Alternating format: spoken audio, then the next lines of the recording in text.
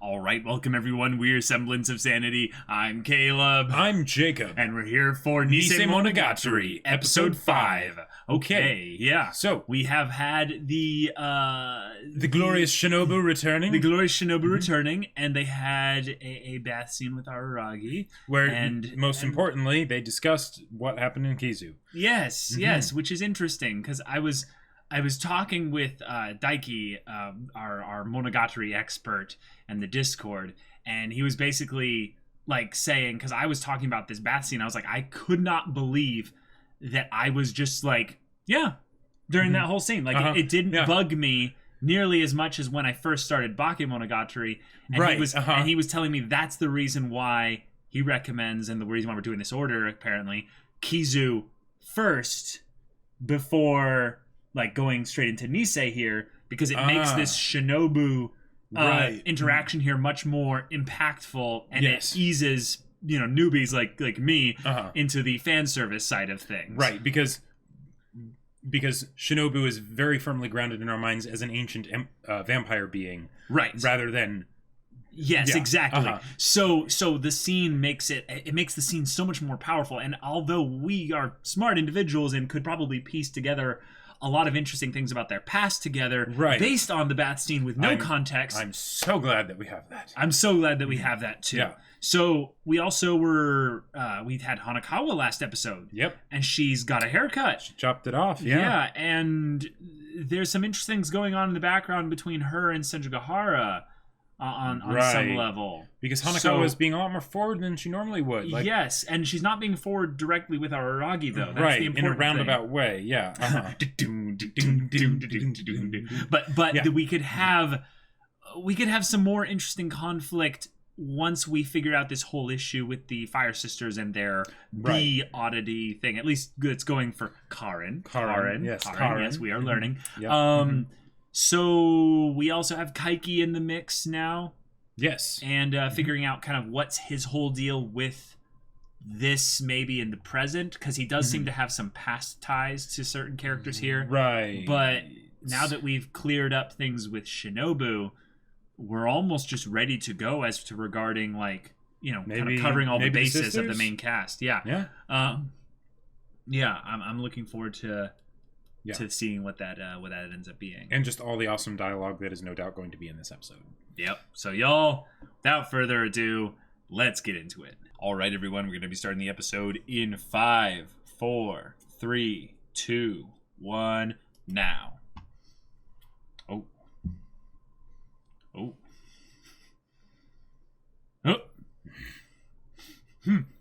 Is he wearing clothes? Okay. Oh, okay. Just out of the bath.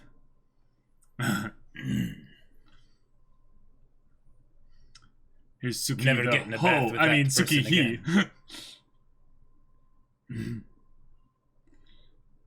This is true. I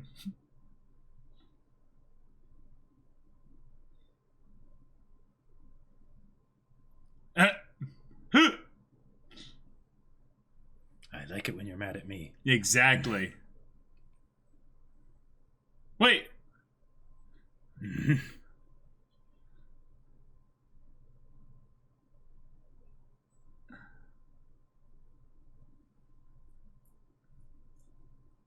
Oh.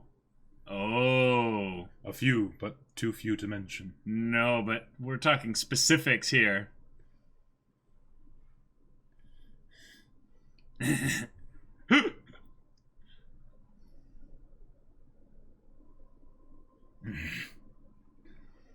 Okay. Because she doesn't do the things that would cause her to have regrets. Right. Oh.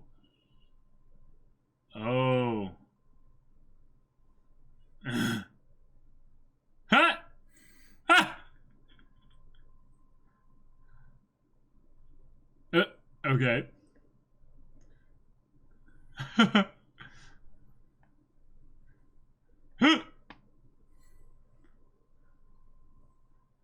I like it. Neither have we.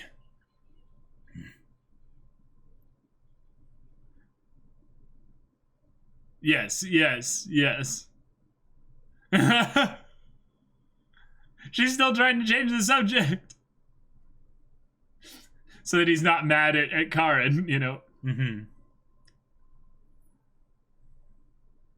Oh. But she's wanting to spend time with him. Yeah.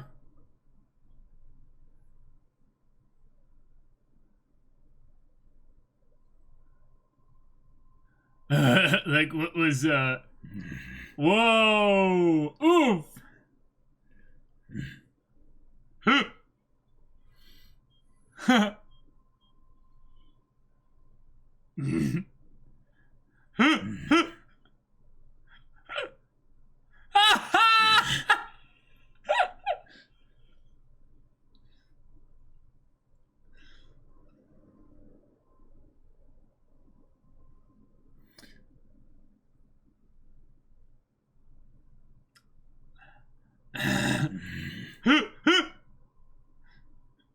So she has regrets now. Yeah. She regrets asking.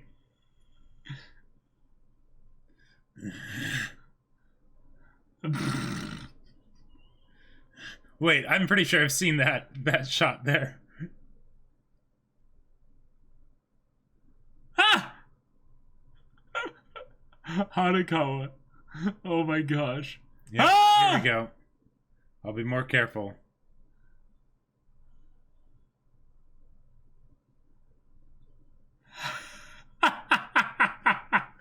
That was amazing. I was wondering when that was going to happen. Right? That I kept getting up and moving around. And... Yep. Slightly loosened. Oh my gosh. Oh, a missing eye. Yeah, that's very new.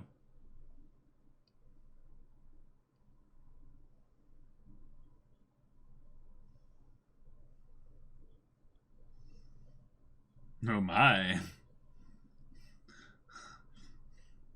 Insert Will Smith looking through these little holes here going, that's hot. Oh, that's hot, you know.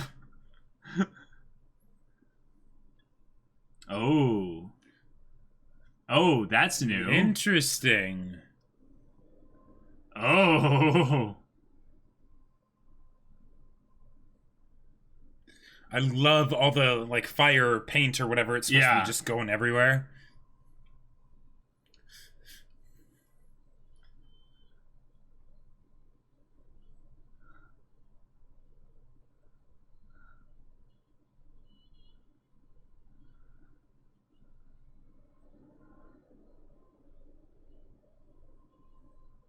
Nice.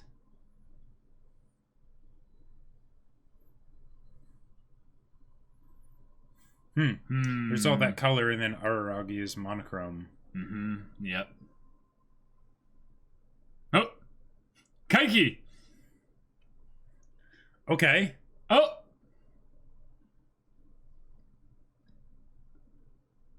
Okay. Gotcha.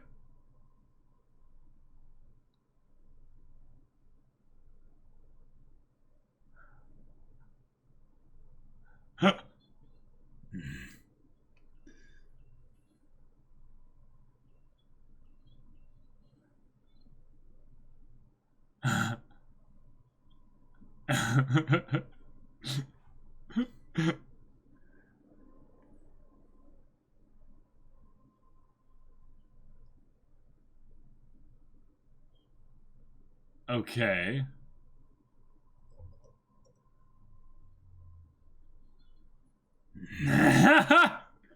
Oh.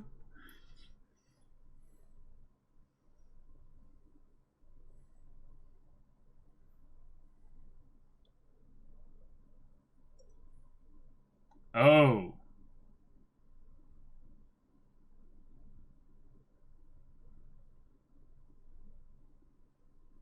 Ha. No way, she's just like, ah. Okay. Oh.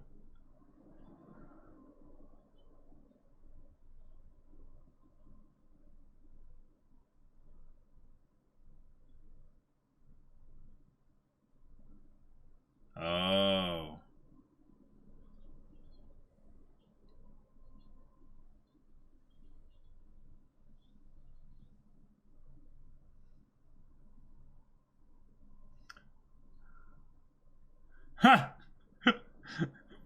I'm liking this conversation more and more every time he keeps speaking. But you're not charging all that much. Right.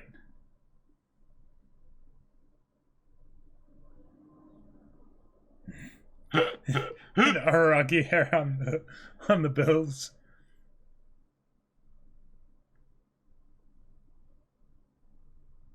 Ha!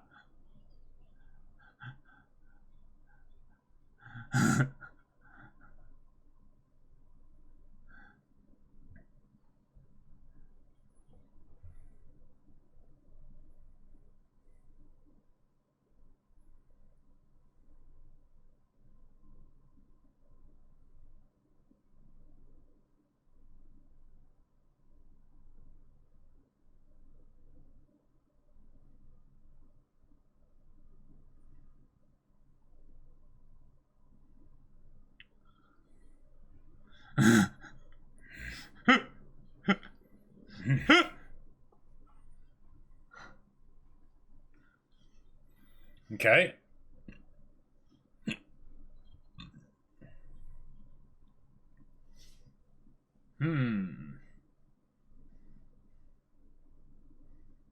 Oh. Indeed. Not at all. Okay.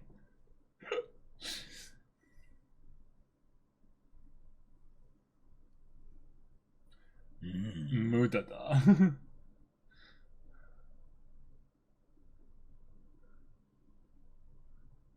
Oh.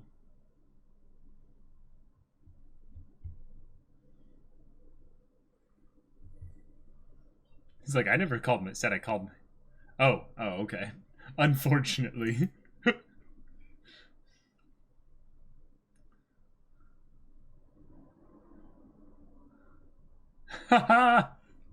There you go. Okay.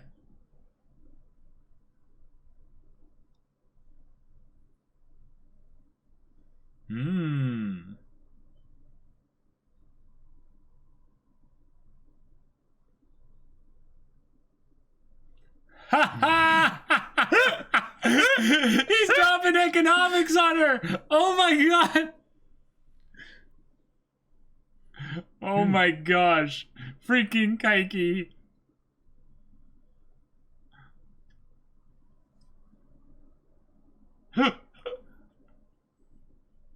They recognize the value of what he would give. Yep.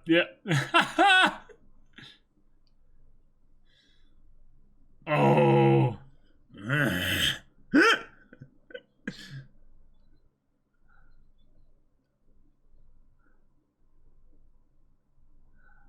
Oh, the way his footsteps are like distorting the ground underneath him. Okay. Yep. And here's how she gets the oddity. Oh. But she already crap. had it, so. No, but this is something that could have happened a while ago. Oh.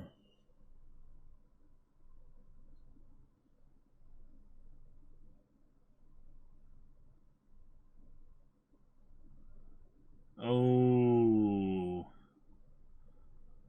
Creepy. Okay.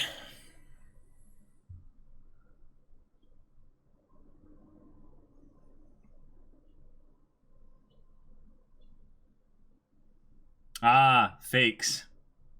Sure.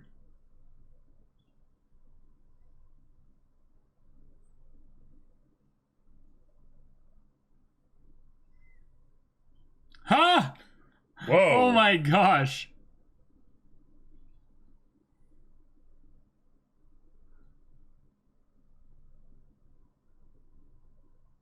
Wow.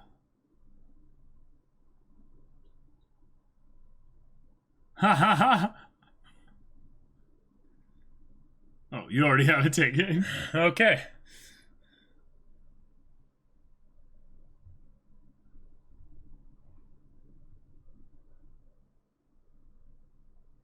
Gotcha.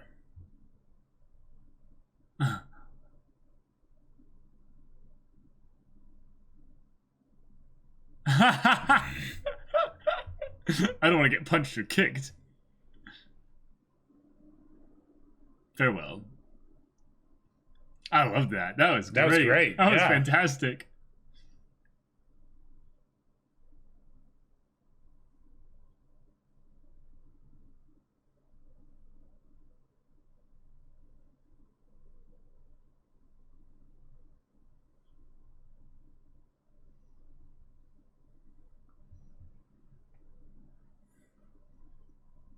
Oh.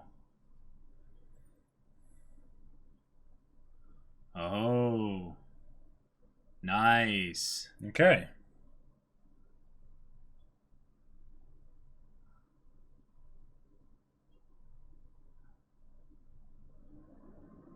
Ah! Ah! But if you use it, I'll hate you forever! Wow. That is amazing.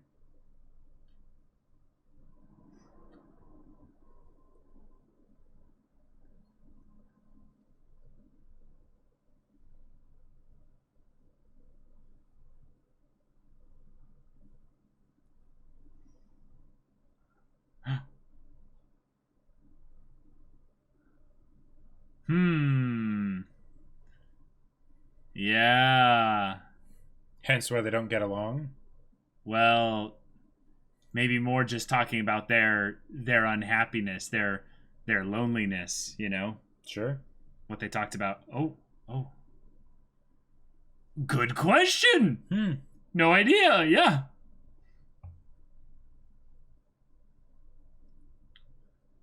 Oh my gosh. Do you see that? Okay, I'll talk about it in the discussion.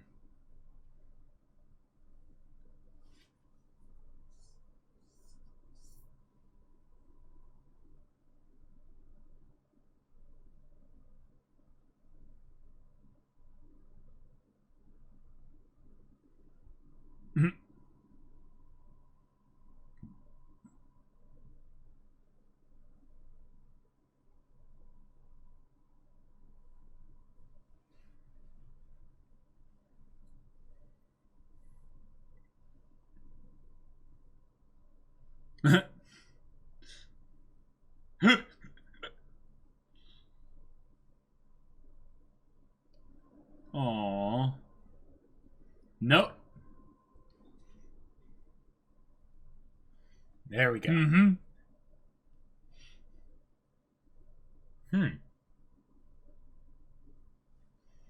Interesting. Yeah. You know that from experience, Hanakawa?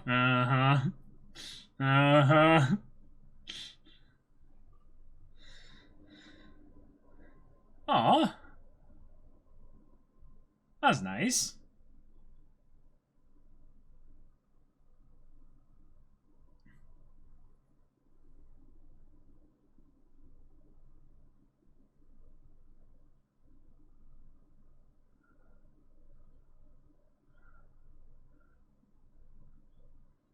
Oh. Okay.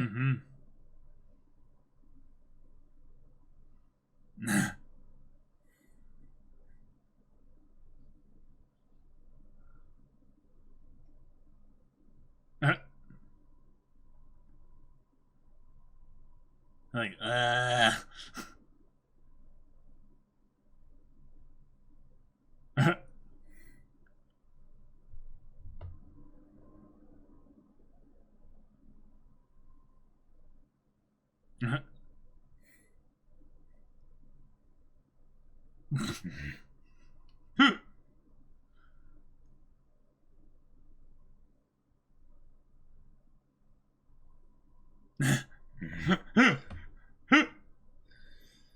Okay. Okay.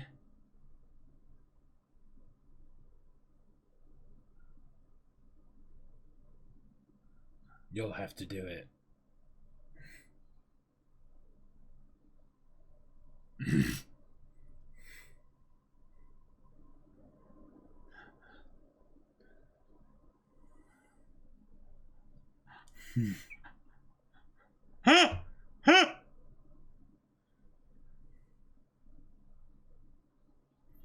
It's aerobics.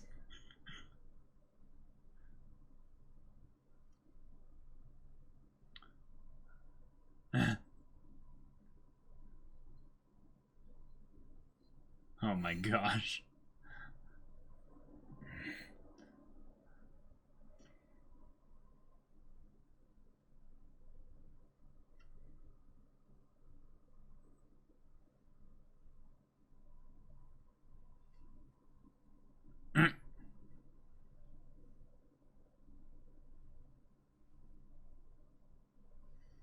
Mm-hmm.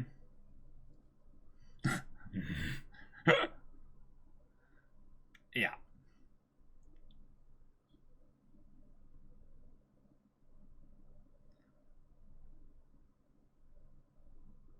Hmm.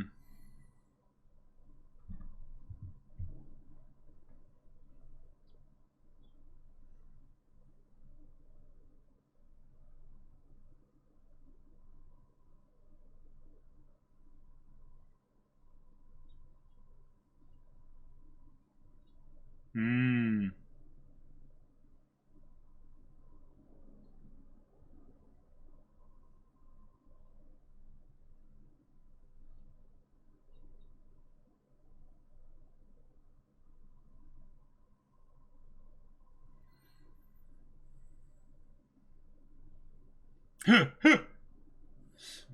Yeah. Yeah. Sure. Hmm. Wow.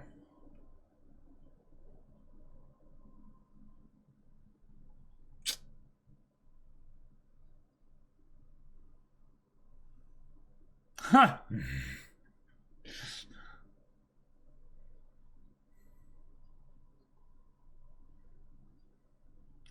Huh. Huh.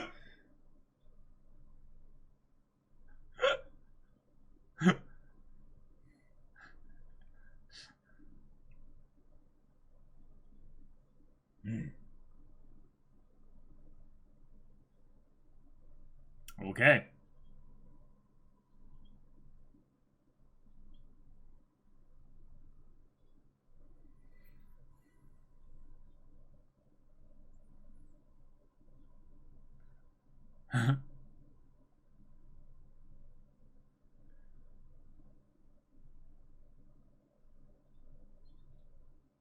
Wow. There you go. That's good. Yeah.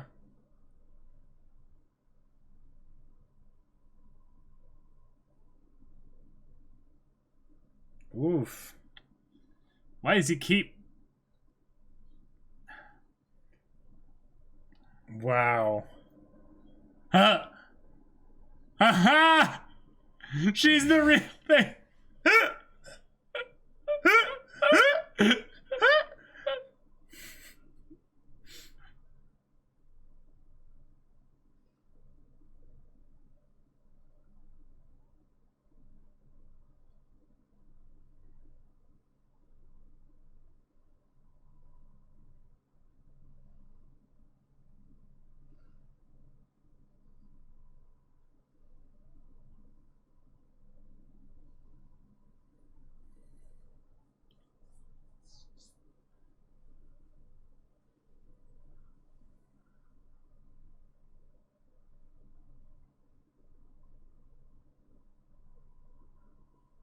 Yeah.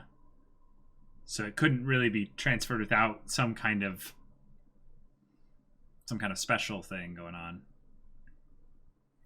It only transfers through sexual transfer.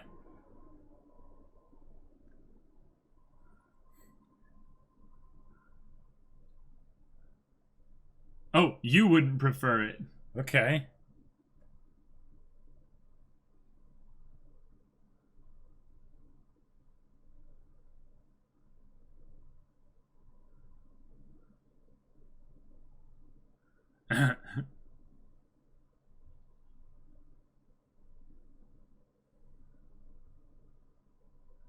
Yeah.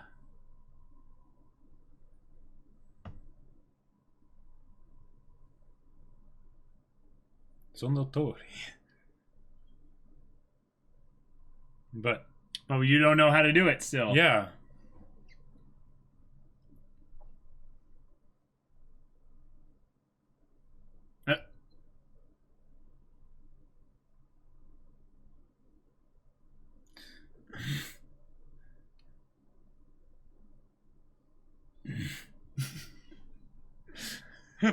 Is that the way to do it?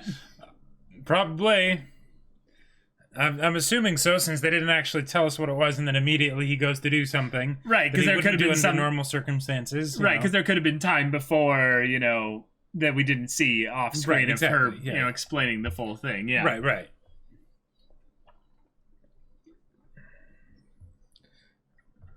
Oh wow! I didn't realize that before, that they're split. Uh-huh. Mama. Inito Itsuka. And Shinobu's like this big overlord being.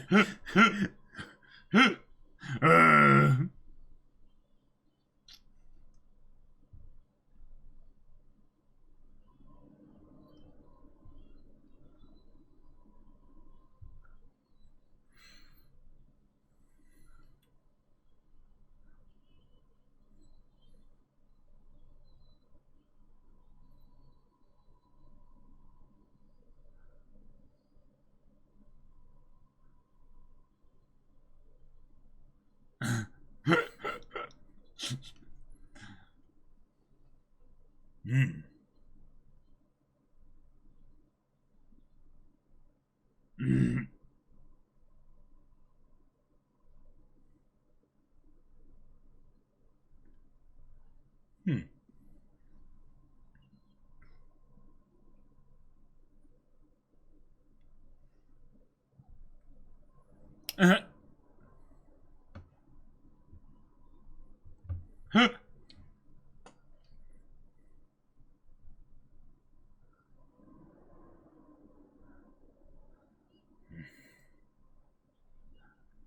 Ah!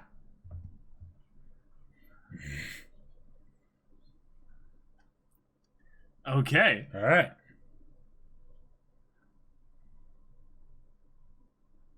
All right.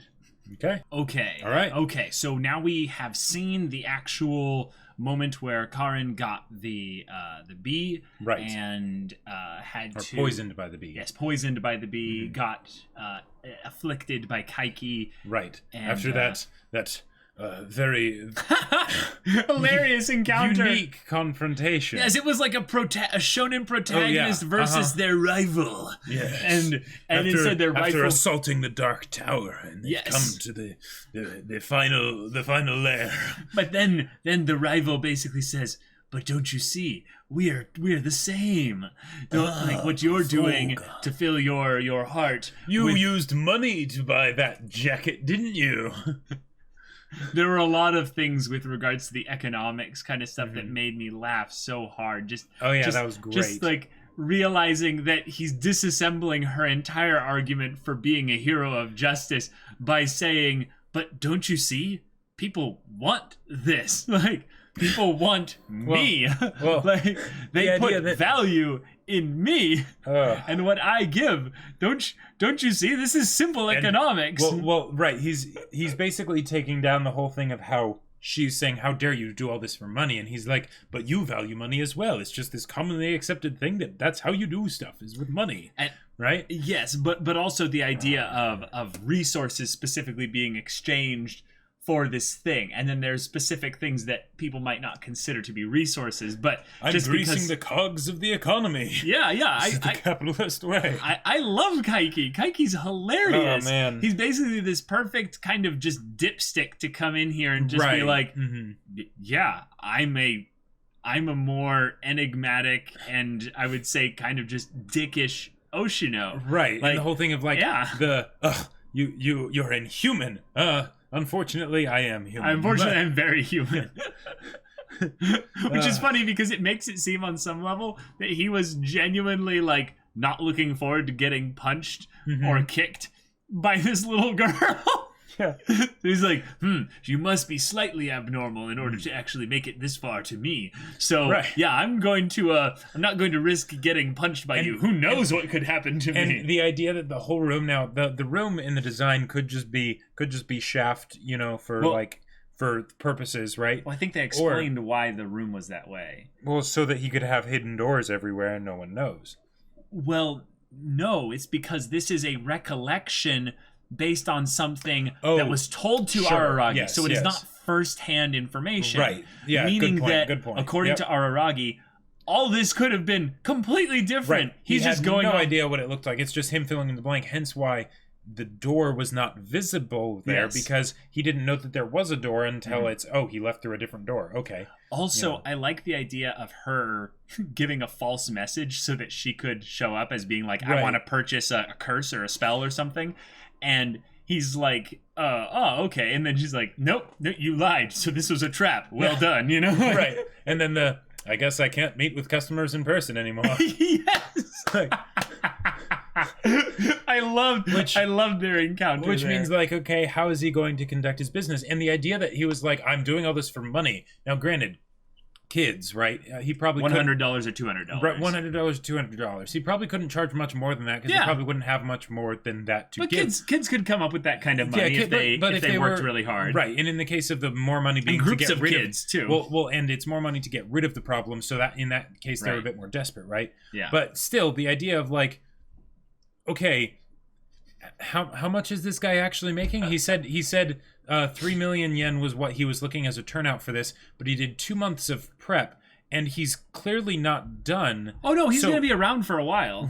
Right. But the thing is, it builds upon itself. That's what That's what she's pissed about. Right. But he's basically saying, I'm expecting to make $30,000 from this. Is that over the course of an entire year? Yeah, possibly. Right, which is I love that he's a con man, and he's going, even if children are easier to fool, he's going for the low-hanging fruit, the low-hanging fruit and the small fruit, basically. Yeah. Because he can do all this crazy stuff. He can sell spells and do things, and he's not, and he's settling for what, 30,000 a year or 30,000, in 6 months or something, as opposed to going after big shots or something. And I get that this is, everyone's in school because these are the main characters and all that stuff. So in order to have him interact here, he has to be, interacting with somewhere around their spheres of influence. But I just thought that was hilarious. And I love that Karin later in the whole thing is actually really upset with the whole idea of his nonsense, and that he would say all this with absolute shame, although he is not actually. Without any shame. Any shame, yeah. That he's not actually spreading the hatred and fear or something like that. If anything, kids are coming with their own problems to him. Right. And he's saying, I'm not going to give you a true solution to the problem. I'm going to give you basically a gun so that you can go out there and make it think you solved the problem, but it's creating more customers, basically. Exactly. He's doing war profiteering. Yes. Which is, dirty enough.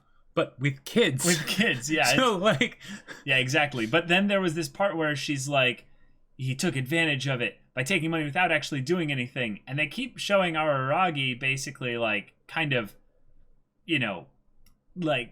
giving this, shaded look over him there, which I think is quite interesting there. Mm-hmm. But then, what was it? Had the whole thing with Sengoku getting brought up here. Mm-hmm. And then she gives the whole, he told me money is everything. And she's like, I mean, money is important, but aren't there other things that matter too? Right. And then there's this little thing where you see love, and it says love's on sale. All these other elements of love, first love, talent, all sold out. Yep. But the idea that they each have a price, that's chilling. Just the idea that on some level she's showcasing maybe her value with regards to love or something like that, or maybe that's Araragi's interpretation of how love is cheap, maybe. or potentially, and there's different connotations for each one depending on the whole idea of the first love being sold out. Because it's already been because if it's Karin, then who is it, or I think we know. Yes, totally. But yeah, they had some very interesting things going back and forth. And her whole thing of talking about you know, if you were in that situation and you couldn't do anything yourself, would you still do nothing? You know, right? Would you wait basically to have strength in order to actually be able to do something? And that's of course not. But what they're showing here is how similar Kara and Araragi are. Yes. In Bakemonogatari, we have a lot of instances where Araragi is incapable of doing anything to solve the problems because it's not that Araragi is the one that can help the girls solve their problems. He basically is just there to be a supporter so that they can solve their own problems. Oftentimes a punching bag. Yes, oftentimes a punching bag, actually. Taken to the extreme in the Kizu movies where it was literally just, okay, eat me, you know. Yeah, and then we have the stuff with, like, Kambaru where he actually gets, like, basically pulverized over and over again. Yeah. But what I like about this is that Karin is revealing so much of her character in a scene that is quite revealing. And just prior to this, we had Hanakawa talking about how similar on the inside the sisters are to him. Yeah. Which is, I think, rather interesting because on multiple levels, positive and negative, I think it informs a couple things about Araragi's current state right now. Sure. Yeah. One, they drew the parallel between them both potentially being lonely. The sisters aren't getting the attention from Araragi. They feel lonely. They want attention. And they're maybe doing a couple of these things for attention. Then you have Araragi, who Tsukihi is all like, do you even have any friends? Right. And he's just like, I have friends. Bang, bang, bang, bang, bang. I have 5. And she's just like, oh no, you're going to end up all alone. Yeah. What I think she's kind of saying is she's actually being somewhat of a voice of reason. Is that Araragi, if those are your friends, like, oof, like you're gonna screw that up big time. Yeah, in some ways he already has. He already has, yeah. And it also could be sort of like that prodding kind of a thing to basically be like, you're gonna end up alone. If only you were friends with, like, I don't know, your sisters or something. We could maybe be like helpful to you in some way, right. But no, you're too stupid to do that. Yeah. So then we have here this whole positive spin where she's talking about being a hero of justice and taking the beating essentially so that you can not only just win the game, but hold on to yourself. Instead of it playing to win, it's playing to not lose. Right. And not to lose not even the match or the game, but to not lose yourself in the midst of going through all this. And maybe that's why Aragi's eyes were, shadowed over. It's because he has lost a lot of himself already. Well, it's because that's exactly the kind of thing that he did. Yes. Throughout Bake. Because this is right after Bake, and he's telling, he's mad at her that she did all this stuff, and then it's like, oh, wait a minute, I did literally the exact same thing, right? Over and over again. Exactly. And even if it's something where in Bake he was part vampire, so he was able to heal or whatever, even in Kizu, again, he wasn't part vampire at that point, so, or not at the beginning anyway, so, and then, of course, Hanakawa later saying, like, you guys are very similar, not on the surface, but, underneath.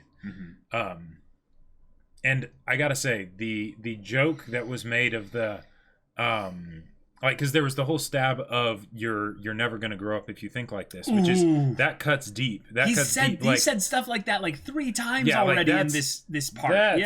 Like Araragi, you're. This is why Hanakawa is being like, don't be mean to your sisters and stuff. You're gonna push them away. Being a little dick.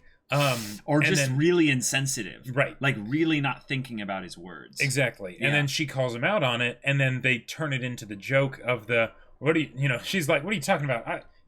I've already grown up. I've got boobs, and he's like, no, those aren't boobs. Hanakawa has boobs, right? So like half the size of Hanakawa. She just has a little pop, and then she just down, like defeated.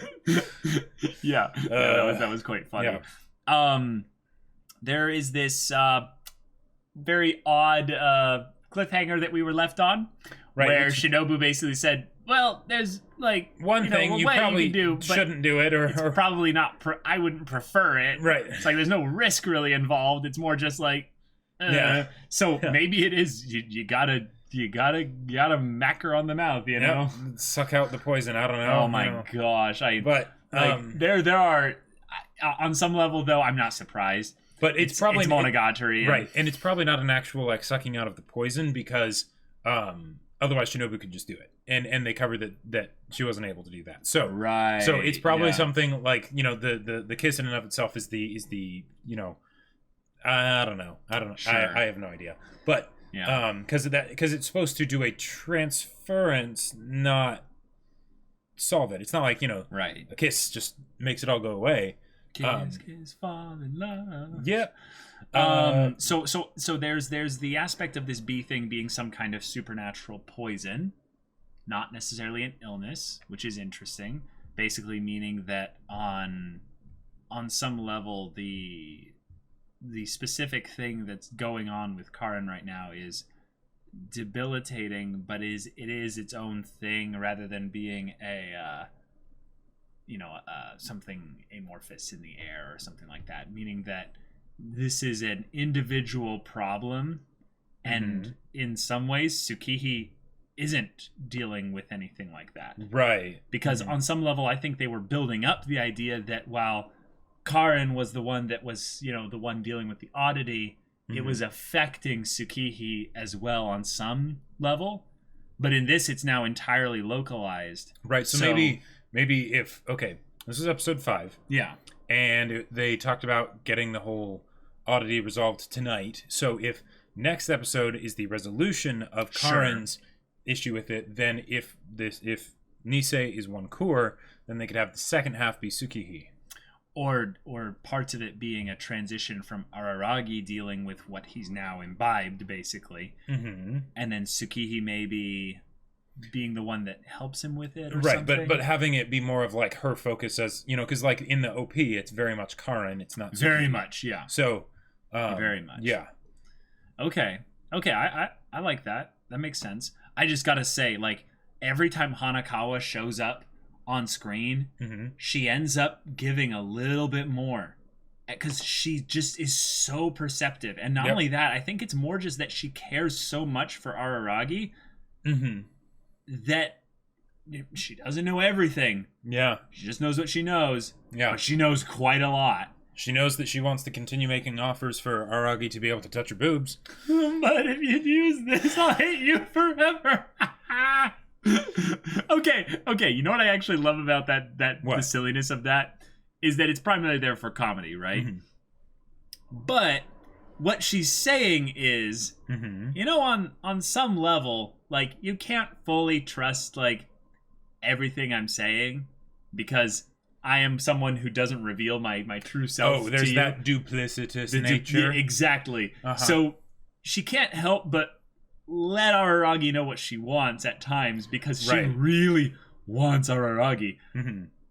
So these moments of like, hey, you could touch my boobs. And then she maybe looks a bit for his reaction. And then delays out the, oh, but if you use it, I'll hate you forever. Basically because she's testing him potentially on the, how do you react to the, are you still stupid and oblivious? What she's more actually saying is, right now, I still hate you. Like, hence why, because you're not like hence the whole thing of her telling him, oh yeah, I told Senjukahara that, you know, that I was just going to, you know, confess my love to you or whatever, or ask you to go out with me and make you my boyfriend. Exactly. Like Exactly.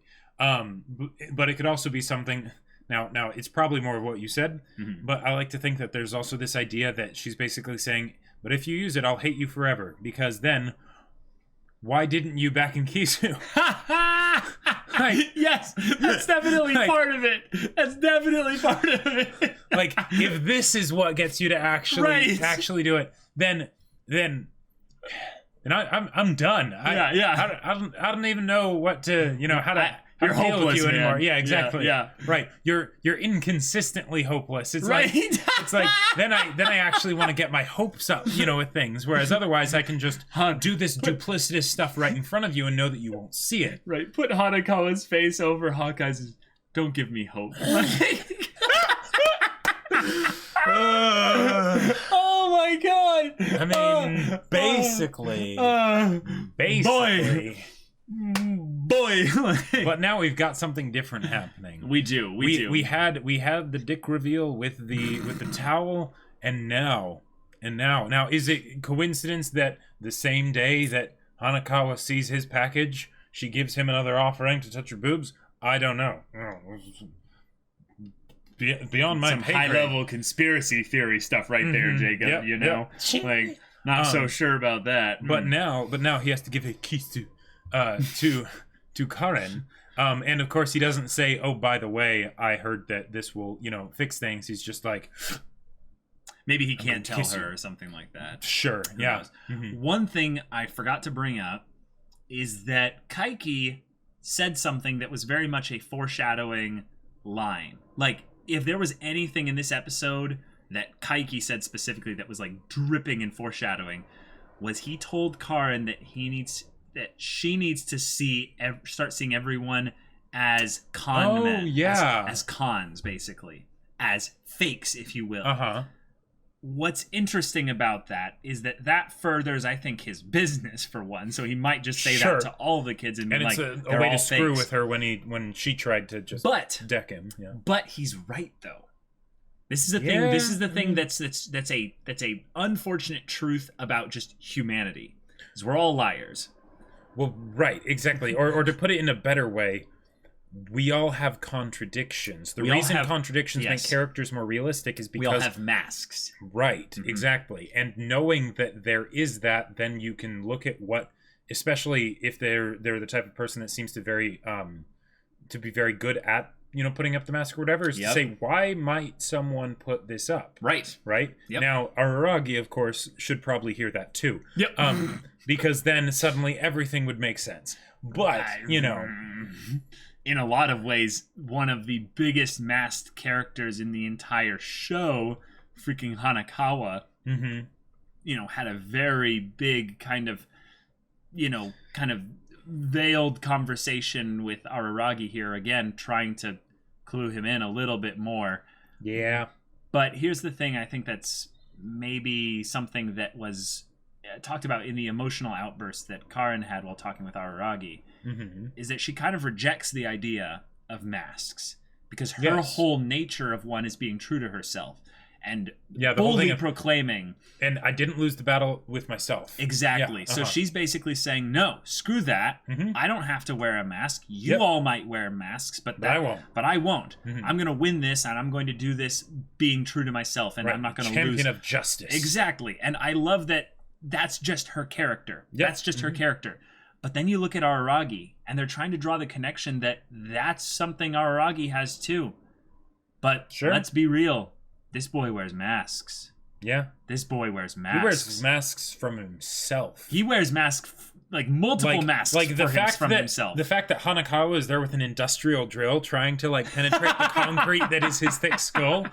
But she doesn't realize that inside is this maze of concrete, right? Right. And the actual part of Araragi that understands that she likes him is way in this corner. And that's sad. Right? That's sad. Yeah. Because you think about Araragi's main struggle here. And in some ways this whole show is kind of a theoretical aspect of just Araragi's kind of problems being dealt with out there and stuff like that. Right, the manifestation of his own internal state being in other other people, and then him being able to deal with his own problems in a lot of ways as he helps. It's a cool thematic thing. It's very good writing, I would say.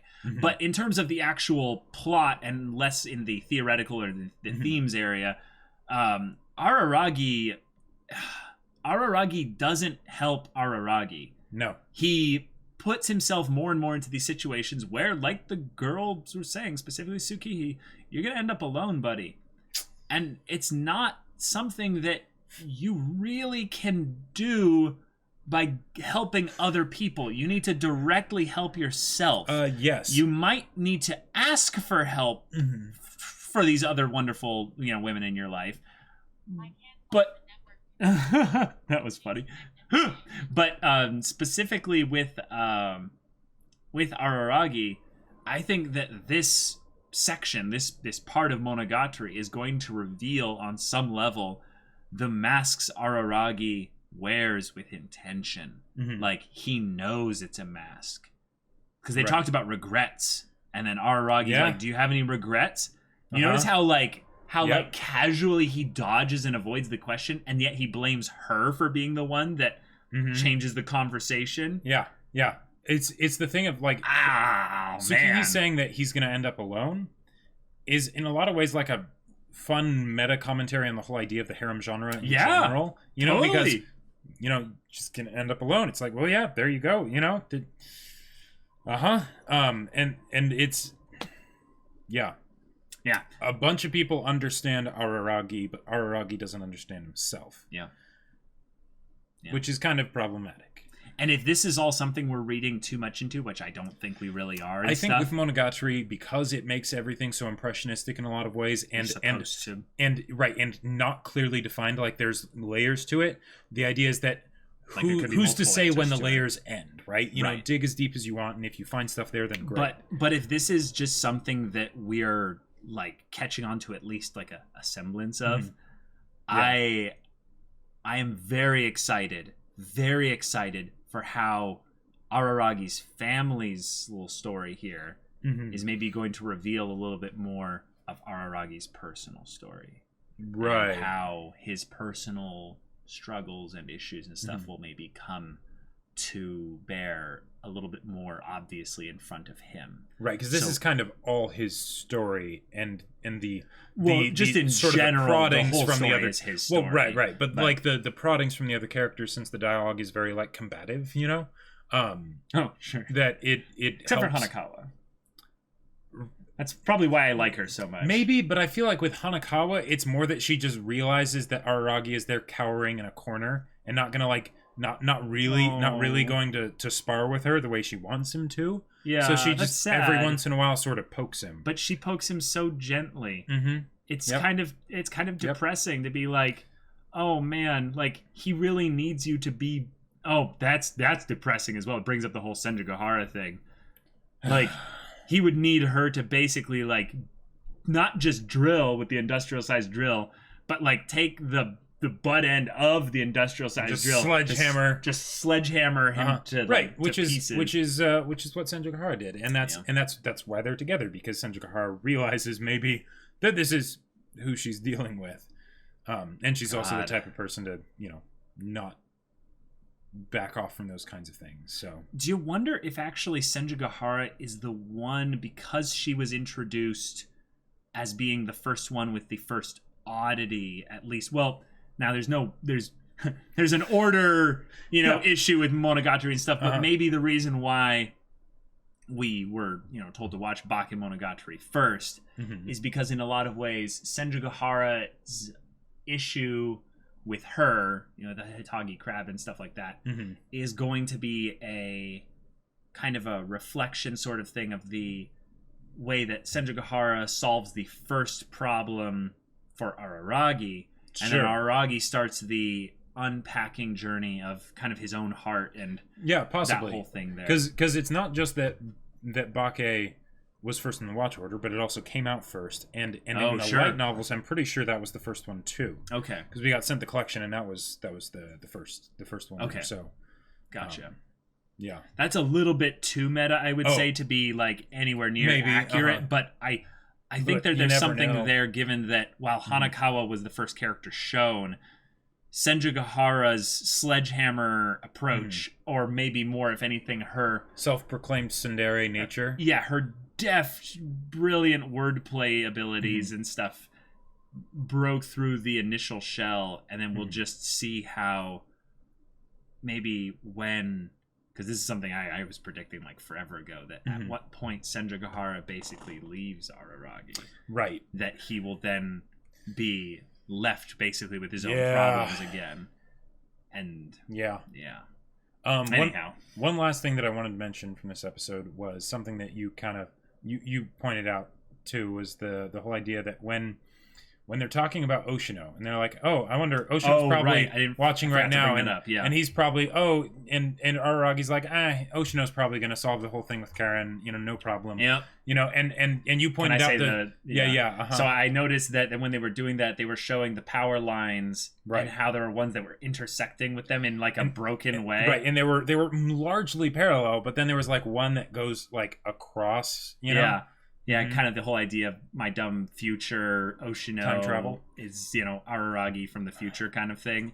Just I don't think it's a dumb theory. Yeah, and then basically the idea that if Oshino is here, he'd just solve the whole thing himself. Basically, like Araragi kind of Right. showcasing future. Yep. If Oshino is future Aragi, then you solving the problem would make you, in a way, Oshino. So right. Yep. Or maybe this is just a thing about how it's not literal. It's more just symbolic, and this is a thing of how Araragi is going to eventually become Oshino in role more than actuality, you know? Right. In actuation. Oh boy. Yeah. This was a good episode, though. This was a good episode that I would say surprisingly didn't actually have some of the crazy impactful moments.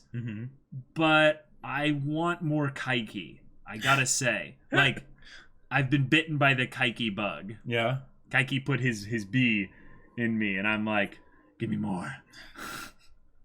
Just saying. Just saying. Yeah.